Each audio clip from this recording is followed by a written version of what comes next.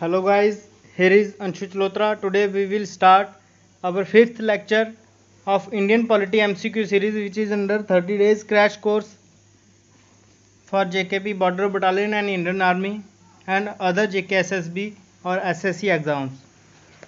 ये Indian polity के MCQs हर एक एग्ज़ाम में आते हैं, ठीक है, तो इसलिए इस MCQs को ध्यान से पढ़िए। So let us start with our first question. Who is head of the union executive? Union executive का हेड कौन होगा? प्रेसिडेंट। जो प्रेसिडेंट है वही यूनियन एग्जीक्यूटिव का हेड होता है और इनको हेड ऑफ द स्टेट भी कहा जाता है। हेड ऑफ स्टेट यानी कि एक स्टेट का नहीं, हेड ऑफ द इंडिया, ठीक है। इंडिया के फर्स्ट सिटीजन भी प्रेसिडेंट ही होते हैं। नेक्स्ट क्वेश्चन है, what is the minimum age for a candidate to be elected as president of India? तो मिनिमम एज कितनी होनी चाहिए प्रेसिडेंट को इलेक्ट करने के लिए? प्रेसिडेंट के लिए कैंडिडेट बनने के लिए कितनी होनी चाहिए? वो है 35 ईयर्स, ठीक है। 35 ईयर्स मिनिमम होनी चाहिए एज। थर्ड क्वेश्चन है, which bill can not become an act of parliament unless और अनटिल इट इज। तो इसका ऑप्शन क्या होगा? Option third, it get. जब तक प्रेसिडेंट खुद साइन नहीं करेंगे बिल के ऊपर तब तक वो एक्ट या लॉ नहीं बन पाता। नेक्स्ट क्वेश्चन है, fourth question, which article of Indian constitution provides for vice president of India? तो ये कौन सा आर्टिकल प्रोवाइड करता है? ये आर्टिकल प्रोवाइड करता है आर्टिकल 63। आर्टिकल 63 वाइस प्रेसिडेंट के रिलेटेड हमें बताता है। क्वेश्चन नंबर 5 है, which of the following is not matched? जो 54वें प्रेसिडेंशियल इलेक्शन के लिए है। मैनर ऑफ प्रेसिडेंशियल इलेक्शन 55 ठीक है। Procedure for impeachment of president, ये आर्टिकल 60 नहीं है। ये आप मुझे कमेंट्स में बताओगे कि प्रोसीजर प्रेसिडेंट को हटाने के लिए क्या प्रोसीजर है, उसका कौन सा आर्टिकल है। तो इसलिए ये गलत था, इसका ऑप्शन थर्ड होगा, ठीक है। नेक्स्ट क्वेश्चन है, which of the following is not related two powers of governor? Governor के पावर के रिलेटेड इनमें से कौन सा नहीं है, ठीक है। इसमें से जो power to appoint state high court जजेस, ये इसमें नहीं आता, तो इसलिए इसका ऑप्शन ये होगा। नेक्स्ट क्वेश्चन है 7th, who was first lady president of India? तो इंडिया के फर्स्ट लेडी प्रेसिडेंट कौन थे? वो थे श्रीमती प्रतिभा देवी सिंह पाटिल।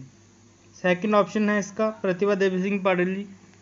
तो बच्चों साथ साथ में हमारी वीडियो को लाइक कर दीजिए, शेयर कर दीजिए, ताकि जल्दी से जल्दी सभी बच्चे ज्वाइन हो जाएं और जल्दी से इस क्लास को देखें और बेनिफिट लें, क्योंकि ये आपको बहुत ही बेनिफिट देने वाले एमसीक्यूज़ हैं। ये टॉप जो इम्पोर्टेंट एमसीक्यूज़ है वो मैं लेके आया हूँ आपके लिए, ठीक है। नेक्स्ट क्वेश्चन है 8th question, who is first law officer of India?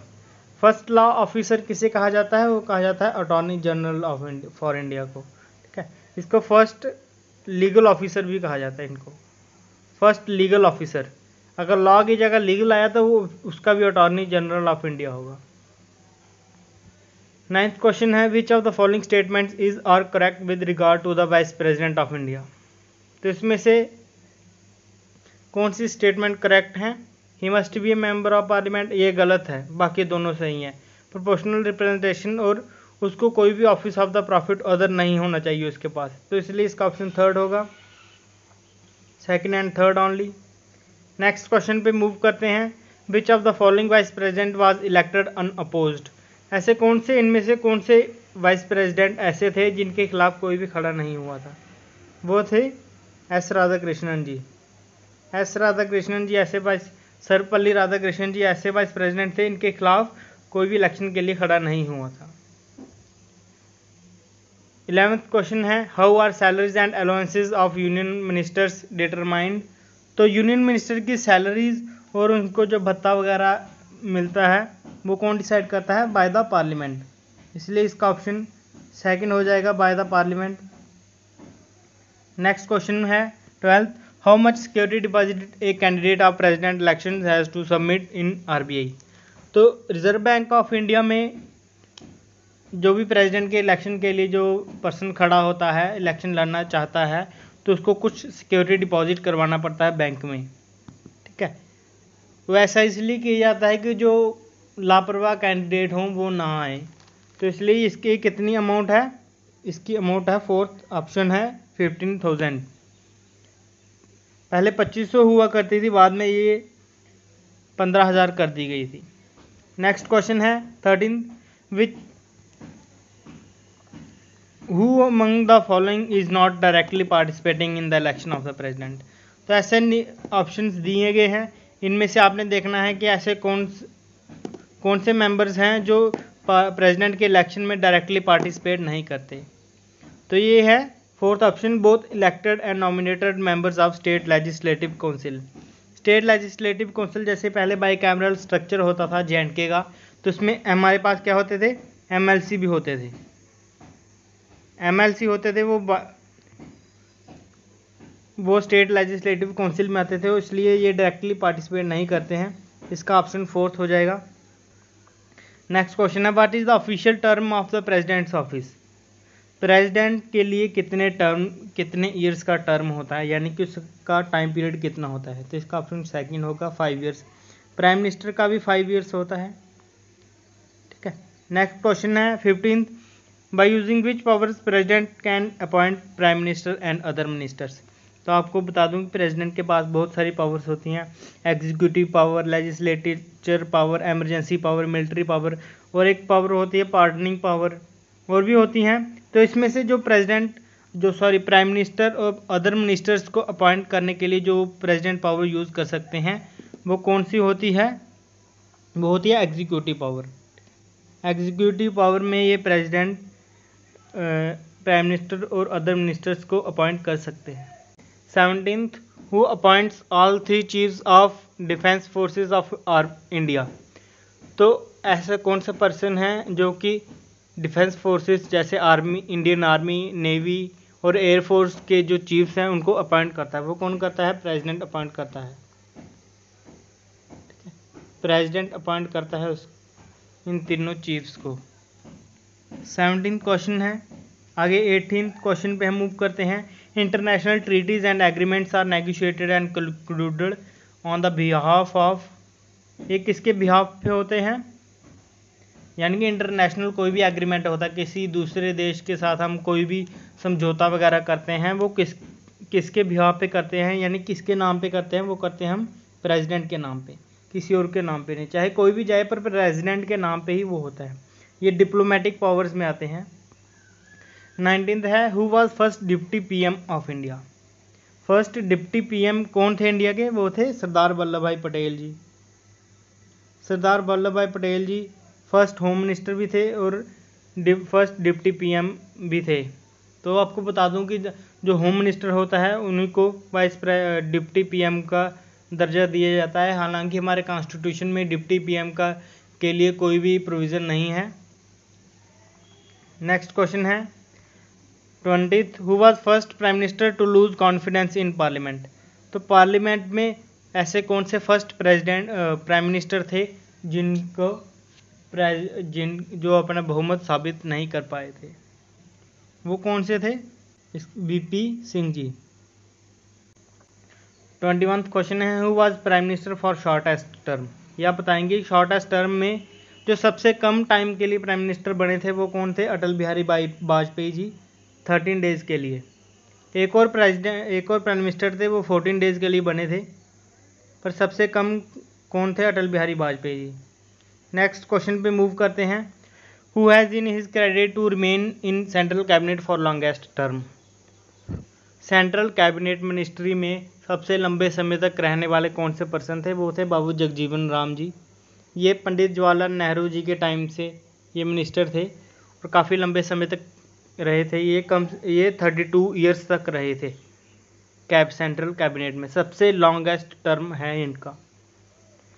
23rd question है, what is true about the money bills. Money bill ऐसे होते हैं जो भी सरकार के जो भी खर्चे वगैरह होते हैं उसके रिलेटेड हमें पार्लियामेंट में बताना पड़ता है कि हम कहाँ कहाँ पे खर्चा करने वाले हैं। तो जो मनी बिल होता है उनके लिए क्या ज़रूरी होता है, उसका है कि दे must be introduced on prior recommendation of the president. सबसे पहले प्रेसिडेंट के पास जाएंगे मनी बिल कि प्रेसिडेंट जब अलो करेगा कि हाँ भाई ये बात ठीक है, आप ये पार्लियामेंट में लेके जा सकते हो, फिर वो पार्लियामेंट में इंट्रोड्यूस होंगे। इसका ऑप्शन क्या होगा? इसका option first, they must be introduced on prior recommendation of the president. Next question है, which among the following veto powers is not granted to the president. इनमें से कौन सी ऐसी वीटो पावर है जो प्रेसिडेंट को नहीं ग्रांट की जाती? वो है क्वालिफाइड वीटो पावर्स। वीटो का मीनिंग होता है फॉरबिड, यानी किसी चीज़ को नहीं करना। ये प्रेसिडेंट की मर्जी होती है कि वो करे या ना करे। जैसे कि पॉकेट वीटो होती है कि अगर पार्लियामेंट को कोई भी बिल है वो अपने पास में रख सकता है जब तक उसका मन करे, उसके बाद में वो अपनी मर्जी है कि वो जब मर्जी असेंट दे। ठीक है। नेक्स्ट क्वेश्चन है 25th, who can appoint a commission to investigate into the conditions of SC, STs, OBCs। तो SC, schedule caste, schedule tribes और OBCs के लिए कौन ऐसा पर्सन है जो इन लोगों के लिए जो कमीशन है वो बैठा सकता है कि इनकी कंडीशन के बारे में देखा जाए। इनकी कंडीशन, जैसे एक मंडल कमीशन आए थे, वो कौन कर सकता है? वो कर सकता है प्रेसिडेंट। प्रेसिडेंट के पास पावर्स होती हैं। प्रेसिडेंट अलो करता है, किसी पर्सन को अपॉइंट करता है, उनके एक कमीशन अपॉइंट करता है कि भाई इन लोगों की कंडीशंस के बारे में, जैसे मंडल कमीशन आया था वो OBCs के लिए। कल की वीडियो में एक क्वेश्चन मैंने डाला था। 26th क्वेश्चन है, the president can nominate how many members of Rajya Sabha. Rajya Sabha के कितने मेंबर्स प्रेसिडेंट नॉमिनेट कर सकता है?